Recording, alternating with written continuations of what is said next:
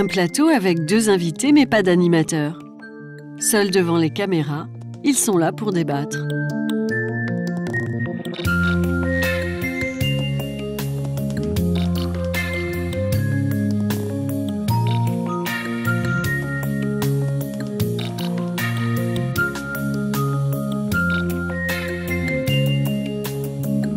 Alors on commence par vous, présentez-vous. François Errand. J'ai dirigé l'INET, l'Institut national d'études démographiques, pendant 10 ans. Je suis sociologue et démographe. Et puis par ailleurs, je préside l'Association européenne pour les études de population. Et à votre avis, pourquoi est-ce vous qui êtes là aujourd'hui ? Il n'y a pas de mystère. J'ai présidé récemment le comité pour la mesure de la diversité et des discriminations. Et j'ai à ce titre remis un rapport en 2010. Même question, qui êtes-vous ? Je suis François Sermier, je suis travailleur indépendant.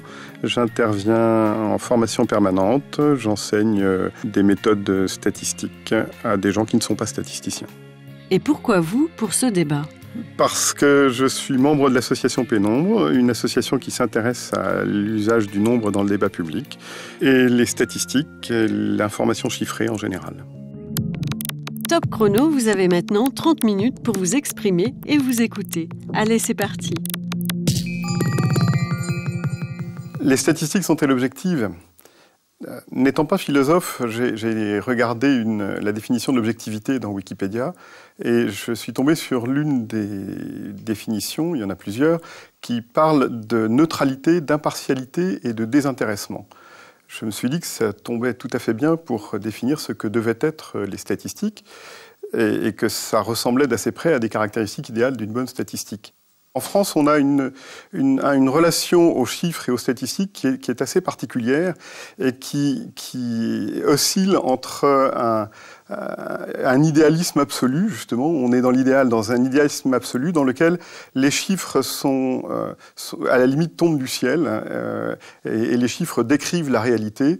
Et le volet inverse de cette oscillation se formule la plupart du temps sous une forme, les statistiques, on leur fait dire ce que l'on veut. On leur fait dire n'importe quoi. Et dans ce contexte-là, ce à quoi je suis sensible, c'est que les statistiques sont toujours le résultat d'un processus de fabrication. C'est toujours quelque chose de compliqué, c'est toujours quelque chose qui vient d'une élaboration à partir du concept, à partir d'un processus de recueil, à partir d'un dispositif de collecte. Et l'objectif de neutralité est un objectif qui est présent tout au long de ce processus d'élaboration, mais qui effectivement doit se conquérir. C'est un peu à la mode de dire qu'il n'y a pas d'objectivité, qu'il ne faut pas viser à l'objectivité, que de toute façon tout est intéressé, que rien n'est neutre. Et je pense néanmoins, et je pourrais citer des exemples, qu'on doit pouvoir faire l'effort de construire, en tout cas, une approche aussi objective que possible. Je prends un exemple. J'avais travaillé autrefois sur une enquête concernant l'accès à l'enseignement public, à l'enseignement privé. Eh bien, je me suis fixé, en accord avec des collègues, puisqu'on avait réfléchi ensemble, une règle de poser exactement les mêmes questions sur l'enseignement public et sur l'enseignement privé. D'exploiter l'enquête de façon absolument symétrique, selon qu'il s'agissait d'enseignement public, d'enseignement privé. Et j'avais posé un défi. Il ne faut pas que le lecteur puisse deviner en quoi que ce soit que je penche pour un parti ou pour l'autre. C'est un idéal difficile à atteindre. Moi, je suis toujours très sensible à toutes les critiques qu'il y a sur la non-neutralité des statistiques, mais je pense qu'il ne faut pas renoncer à conquérir cette neutralité.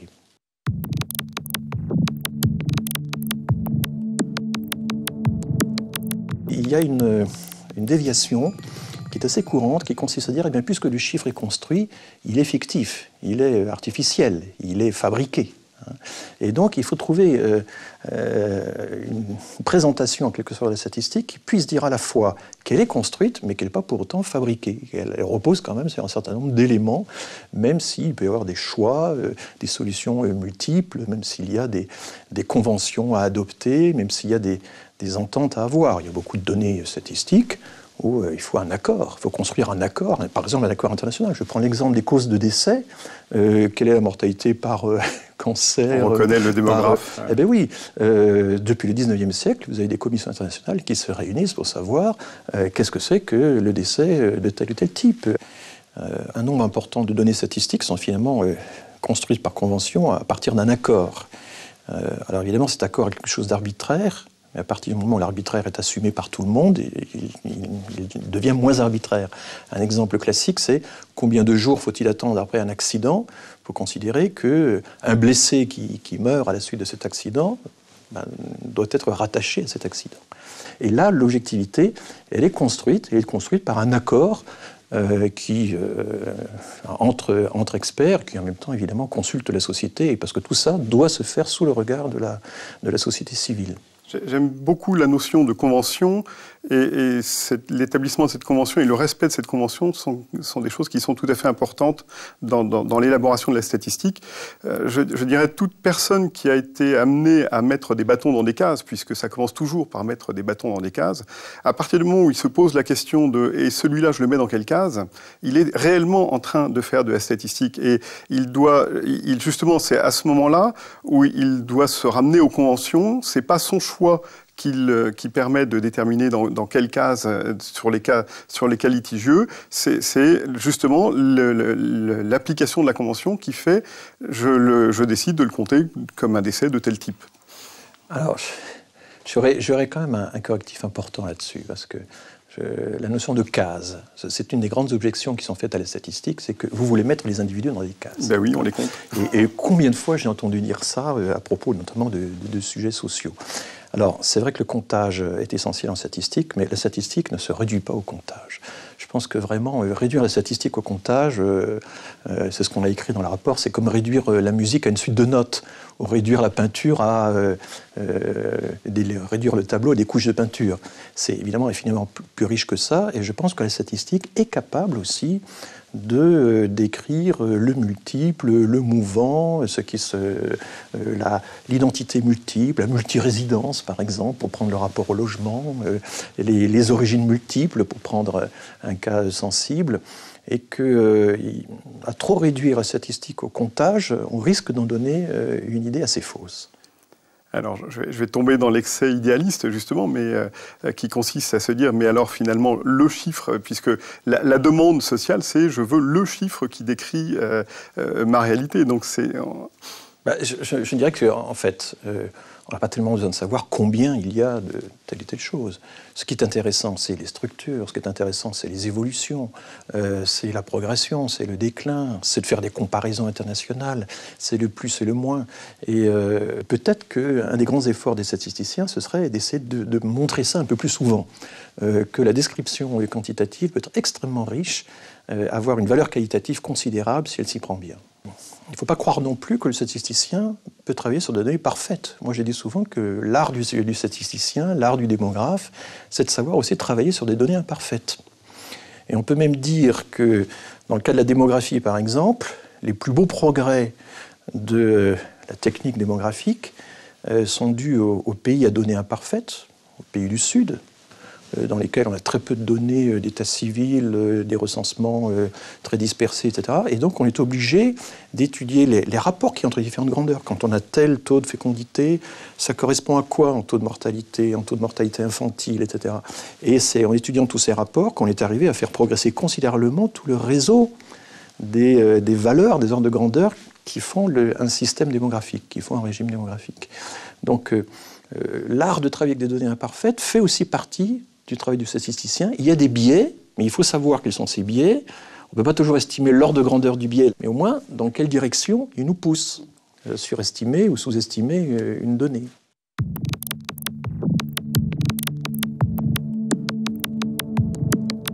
Moi, je suis frappé de l'augmentation importante de l'utilisation de nombres et de mesures et d'indicateurs, qui est le terme à la mode, non plus pour décrire et agir, mais dans une perspective d'évaluation. Je prends un exemple situé loin de chez nous, au moins géographiquement, parce que sur le fond, on peut peut-être se poser des questions par rapport à certaines de nos pratiques. La loi No Child Left Behind aux États-Unis en en 2001, a mis en place tout un système d'évaluation des élèves des écoles, dans lequel les élèves doivent passer des tests standardisés très régulièrement, et les écoles doivent s'engager sur une progression des résultats obtenus à ces tests, avec y compris des sanctions qui peuvent être importantes, puisque ça va jusqu'à la prise de contrôle de l'école par l'État. On peut constater, et c'est pas vraiment une surprise, que les enseignants qui font passer les tests standardisés à leurs élèves sont également, eux, évalués par les résultats globaux obtenus par leur école. Et donc, on constate que les enseignants modifient les résultats des tests et interviennent lors de leur correction, par exemple en complétant les QCM qui sont laissés inachevés par les élèves qui n'ont pas eu le temps de finir leur évaluation. Toute cette approche de l'indicateur, de la mesure de performance, qui est également un mot à la mode, est tout à fait désastreuse. Et on peut voir que lorsqu'on se focalise à tout prix sur la performance comptable, on aboutit à des techniques qu'on a appelées joliment du nom de comptabilité créative, ce qui a été obtenu par la société Enron lors de sa faillite retentissante. Lorsqu'on évalue les commissaires de police à partir entre autres du nombre de gardes à vue qui sont réalisés par leur service, eh bien, sans aucune surprise, on voit apparaître une très forte augmentation du nombre de gardes à vue dans les statistiques policières. Alors, j'ai envie de vous suivre sur certains points, mais je ne pense pas que la statistique puisse se réduire à l'évaluation. Là, c'est un des usages de la statistique que vous condamnez, que vous dénoncez. Je partagerai la plupart de l'essentiel de votre dénonciation. Mais en même temps, c'est vrai qu'une des sources anciennes de la statistique, c'est s'astreindre à compter pour astreindre à rendre des comptes. Quand vous regardez, par exemple, ce que le ministère de l'Éducation nationale a publié sur les performances des lycées, vous savez comment c'est arrivé. C'est d'abord le Figaro Magazine qui, appelant tous les chefs d'établissement dans les années 80, avait réussi à voir les résultats au bac de tous les lycées. Et puis le monde de l'éducation avait refusé pendant longtemps de tremper dans une affaire pareille. Finalement, s'y est mis. Et chaque année, quand il publiait les résultats du baccalauréat pour tous les lycées de France et de Navarre, il quadruplait son tirage. Bon. Et l'Éducation nationale, finalement, a réagi en disant « Écoutez, il faut faire ça ». C'était Claude Tello, à l'époque, qui est un grand statisticien, en corrigeant les chiffres. C'est-à-dire en améliorant les statistiques par de meilleures statistiques. En opposant chiffre à chiffre et en disant, mais ce qui est intéressant, c'est de savoir quelle est la valeur ajoutée de l'établissement, vu la composition socio-professionnelle des élèves, par exemple. Donc, il y avait là, au début, tout à fait ce que vous racontez, c'est-à-dire une dérive extrêmement dangereuse de la statistique de gestion vers une statistique d'évaluation, qui consistait finalement à hiérarchiser les lycées et à cristalliser encore, à exagérer la hiérarchie des lycées et à faire en sorte que les choix des parents, finalement, aillent encore creuser les écarts entre les différents lycées. Et finalement, avec l'aide de statisticiens bien formés, on a quand même réussi à rectifier le tir en faisant en sorte que ces résultats aient un sens et un sens social. Oui, je trouve que souvent, les critiques qu'on fait à la statistique sont des critiques qu'on fait à de mauvaises statistiques. Ben, il y en a aussi de bonnes. Mon souci, c'est qu'on a une tendance extrêmement forte aujourd'hui à multiplier les enregistrements d'informations et en particulier à multiplier la création de fichiers de diverses natures. Pour citer un fichier qui a fait les unes de l'actualité tout récemment. Je pense au STIC, qui est un fichier policier. Ce fichier, il figure dans son objet, entre autres, des fins de recherche criminelle et statistique. La CNIL a fait son enquête sur le fichier du STIC et a conclu qu'il y avait dans l'ensemble des fiches qu'elle a contrôlées, elle a considéré qu'il y avait 17% seulement des fiches qui étaient exactes. Ce qui est pour un fichier à vocation théoriquement statistique pose un vrai problème. Je pense qu'on a un souci important d'enregistrement de données qui ne sont plus, alors qui sont censés être à des fins statistiques, mais qui sont en réalité à des fins tout à fait différentes et des fins policières très concrètement. Il y a deux sortes d'activités qu'il ne faut pas confondre, qui effectivement doivent être toutes les deux contrôlées. Vous avez ce qu'on appelle la statistique de gestion, C'est-à-dire une statistique qui est telle que les informations recueillies sur les personnes vont avoir, si on les utilise, une incidence sur le sort de ces personnes. Bon. Puis vous avez des statistiques de connaissances, de diagnostic, d'évaluation, mais globale, qui n'ont aucun retentissement sur le sort des personnes, et pas à un niveau individuel. Si vous faites dresser la pyramide des âges de la France, ça n'a pas de retentissement sur les personnes. Le recensement, par exemple, n'est pas un fichier de gestion. Il n'y a aucun retentissement. Quelle que soit la réponse que vous donnez à l'agent recenseur, vous n'allez pas, il n'y aura aucune incidence sur votre vie quotidienne.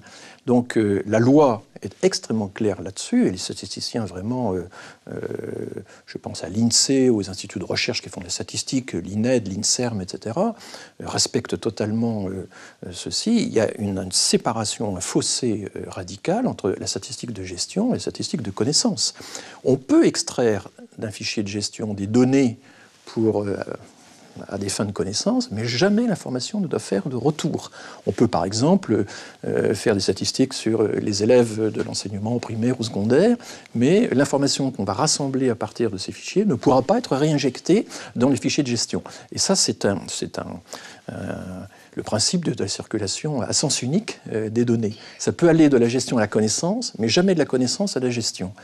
Ça, c'est un principe qui n'est pas seulement français, c'est un principe européen. C'est dans le droit européen. La loi informatique et liberté, qui date de 1978, qui a été refondue en 2004, elle a été refondue à cause d'une directive européenne qui vraiment fait l'accord entre tous les pays européens. Donc, je crois que très souvent, dans le débat public sur les statistiques, on confond les deux registres. C'est-à-dire que des critiques tout à fait licites et légitimes à l'égard des dérives de la statistique de gestion, l'utilisation policière de la statistique, tâchent en quelque sorte, font tâche, et finalement sont étendues à toutes les formes de statistiques, y compris la statistique de recherche. Et je trouve que c'est dommageable et qu'on a intérêt vraiment à garder, à bien préciser de quoi on parle, ce qu'on fait assez rarement.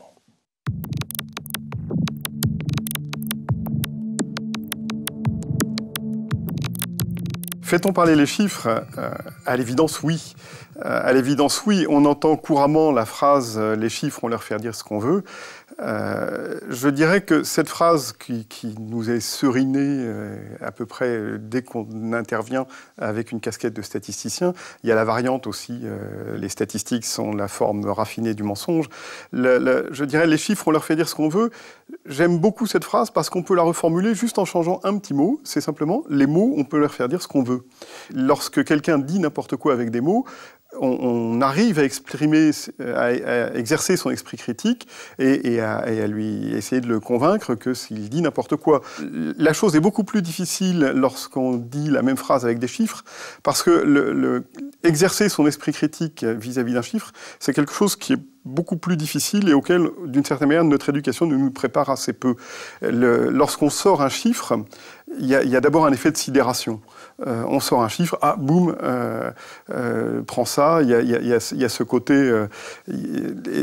Le situer, le savoir exactement ce qu'on est en train de décrire, de quoi il s'agit, de quoi on parle, c'est quelque chose qui demande du temps, et ce temps, la plupart du temps, dans un débat, on n'en dispose pas, d'autant plus qu'on est souvent soumis à un impératif de prise de position instantanée. Un exemple d'effet de sidération et de débat sur des chiffres qui n'a pas été un débat absolu du tout, c'est le débat du second tour des présidentielles, lorsqu'il y a eu un échange sur des chiffres qui concernaient la part d'énergie la part d'électricité provenant du nucléaire en France, dans lequel un candidat a dit en gros un chiffre au hasard, et l'autre candidat a répondu le bon chiffre, mais pas à la bonne question. On a vraiment un exemple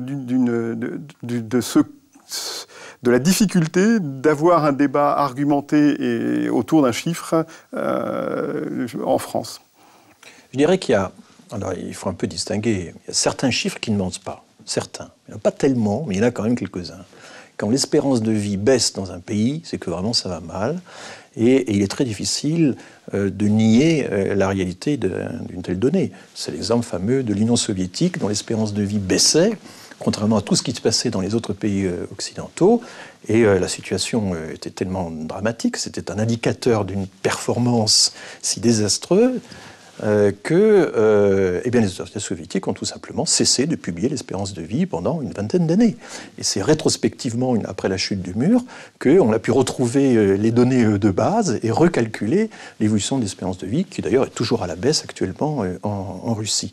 Maintenant, si vous prenez quelque chose de beaucoup plus compliqué comme le chômage, la mesure du taux de chômage, tout le monde sait que c'est quand même extrêmement compliqué. Qu'est-ce que c'est qu'un chômeur? Au sens du Bureau international du travail, c'est quelqu'un qui est disponible pour travailler immédiatement, qui n'a pas travaillé ne serait-ce qu'une heure dans la dernière semaine de référence, etc. On retombe sur la notion de convention. Voilà. Et quand vous êtes sur le terrain, et que vous accompagnez un enquêteur de l'enquête emploi, et que vous avez une dame en face de vous qui vous dit « Ah ben j'aimerais bien travailler, mais j'ai du mal à marcher, je ne sais pas si je travaillerai seulement si c'est près de chez moi, etc. » Et vous avez effectivement dans quelle case votre case, et il faut que vous notiez toutes ces circonstances, et vous avez un diagnostic à faire. Alors, est-ce qu'elle cherche du travail ou est-ce qu'elle n'en cherche pas? Est-ce qu'elle est disponible? Est-ce qu'elle n'est pas disponible? Et c'est extrêmement difficile à construire. Alors, les interventions, donc ça, c'est le problème de la définition, de la construction, où là, effectivement, il faut faire des choix, et il faut que ces choix soient aussi transparents que possible, et c'est pas facile. Et puis vous avez aussi, effectivement, tous les problèmes des radiations, des chômeurs découragés, des gens qu'on exclut des statistiques parce qu'ils ne se sont pas présentés à l'Agence nationale pour l'emploi. Quel est le remède à tout ça? C'est d'avoir plusieurs mesures du chômage, au lieu d'en avoir une seule. C'est de ne pas avoir seulement les demandes d'emploi de l'ex-ANPE, aujourd'hui Pôle emploi, et d'avoir aussi, par exemple, des interrogations directes des personnes à travers un certain nombre de... l'enquête emploi sert à ça, et elle ne mesure pas que le chômage au sens ex-ANPE. Et je pense qu'il faut une pluralité de statistiques, avec une pluralité de sources et de modes d'interrogation pour pouvoir cerner un résultat. Je prends un autre exemple qui est la pauvreté. Avant de changer d'exemple, j'aimerais reprendre le cas de demandeurs d'emploi parce que c'est une donnée socialement importante et on peut voir se profiler aujourd'hui, par exemple, la prochaine polémique sur les chiffres de demandeurs d'emploi. Il a été créé en début 2009 une nouvelle catégorie d'activités qui s'appelle auto-entrepreneur. Pour l'instant, ça ne pose pas trop de problèmes, mais on voit bien que on voit très nettement la possibilité que cette nouvelle catégorie devienne une trappe à chômage. Il ne va pas falloir un gros effort pour l'éradier de la recherche active d'un emploi salarié, dans la mesure où on va pouvoir dire eh bien, ces personnes-là, elles sont à la recherche d'un emploi, mais c'est au titre de leur activité d'auto-entrepreneur. Donc le chiffre, on le fait parler. On est également... Alors la question ne s'est pas encore posée, je pense, publiquement, mais elle ne va pas tarder à apparaître, très certainement. Mais ce que vous dites là, c'est justement une critique statistique de la statistique. C'est-à-dire que vous allez effectivement faire partie, et j'espère tous les spécialistes de la question de l'emploi et du travail en France vont pouvoir dire attention, les personnes qui ont disparu à partir de tel moment, c'est une rupture de série, comme on dit dans le langage, dans le jargon des professionnels, et il faut aller les retrouver dans une autre catégorie juridique. Et c'est là que le statisticien, moi, il y a quelque chose que j'aimerais bien dire. L'activité du statisticien, elle a ceci de particulier, c'est qu'elle est extrêmement encadrée. Je dis parfois aux journalistes, si vous aviez le 10e de l'encadrement que subissent les statisticiens, vous sortiriez dans la rue pour protester. Vous imaginez que chaque fois qu'on rédige un questionnaire, par exemple, chaque mot qu'on utilise, chacune de nos questions est examinée par une instance de contrôle. Il y a le Conseil national de l'information statistique, qui a été créé par la loi de 51 sur les statistiques, et puis ensuite il y a la CNIL, la Commission nationale de l'informatique et des libertés. Et il faut d'ailleurs que les deux instances interviennent dans un ordre précis. Alors, sur quoi porte l'encadrement ? Vous avez cité le Conseil national pour l'information statistique. J'aimerais insister sur le fait que c'est une instance assez largement méconnue, dans lequel c'est la seule instance dans laquelle il y a un débat public justement sur quelles sont les données à enregistrer. Et c'est une instance dont la totalité des comptes rendus et des rapports est disponible en ligne sur le site de la CNIS. Et je pense que c'est vraiment un outil du bon fonctionnement de la démocratie qui est à notre disposition. Si on reprend la réflexion sur les données du chômage, je crains très fortement que lorsqu'on constatera cette rupture de série, le grand public n'en retienne qu'une seule chose, c'est « de toute façon c'est compliqué » et les chiffres vont leur faire dire ce que l'on veut. Si on reprend une histoire tout à fait récente, début 2007, il y a eu des difficultés tout à fait sensibles justement sur l'estimation du nombre de demandeurs d'emploi et l'estimation du taux de chômage. D'une certaine manière, qui en a entendu parler en France? À peu près pas grand monde. La seule chose qu'en ont conclu les journaux, c'est qu'effectivement, il y avait polémique. Et le commentaire du chiffre, il est passé à la trappe. Donc, je suis moins pessimiste que vous. Je trouve que tout ce débat qui a eu lieu sur les données du chômage, où ont participé pour la première fois de façon publique, les statisticiens du ministère du Travail, ceux de l'INSEE, etc., a débordé dans la sphère publique. Enfin, les journaux a été une expérience, les journaux en ont parlé. Une première expérience, les journaux en ont parlé. Ça a été quand même, c'était quand même de la même façon qu'il y a eu autrefois un très grand débat qu'on a un peu oublié maintenant, mais qui était le débat sur l'indice des prix. C'était l'époque où le ministère de l'économie finalement manipulait les prix de certains produits pour modifier l'indice. C'est ce qu'on appelait la politique de l'indice. Eh bien, il y a eu tout un travail, une bagarre formidable de la part des statisticiens et de l'INSEE pour conquérir l'autonomie des statisticiens, faire en sorte que, par exemple, les produits qui soient inclus dans l'indice des prix soient secrets, qu'on n'en ait pas la liste, que le ministre n'en ait pas la liste et qu'il ne puisse pas modifier les prix des produits qui étaient dans l'indice des prix. Mais je trouve que ce que l'INSEE avait réussi à cette époque-là, à savoir sauver l'indice des prix et conquérir son autonomie par rapport aux pressions du ministère des Finances, qui était proverbiale, qui existait depuis très longtemps, ça a été une grande conquête. Faire parler les chiffres, c'est également une chose que font assez systématiquement tous les hommes politiques avec une pratique qui n'est pas normale et qui consiste à préannoncer assez systématiquement les résultats avant la date de publication des résultats, de préannoncer ces résultats lorsqu'ils sont bons, évidemment tout en vantant le bon résultat et en attribuant le bon résultat en question à l'efficacité de la politique. C'est une pratique qui n'est pas recommandée par la Commission européenne.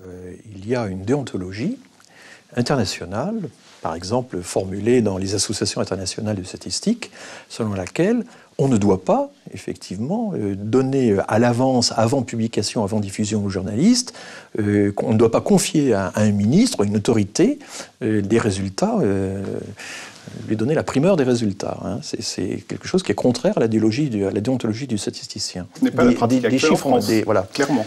Le chiffre est utilisé par toute une série de professions, utilisé par les journalistes, par les hommes politiques, par les magistrats qui peuvent s'en servir éventuellement comme élément de preuve. Et en même temps, il est très difficile pour tous ces professionnels de pouvoir maîtriser les techniques correspondantes.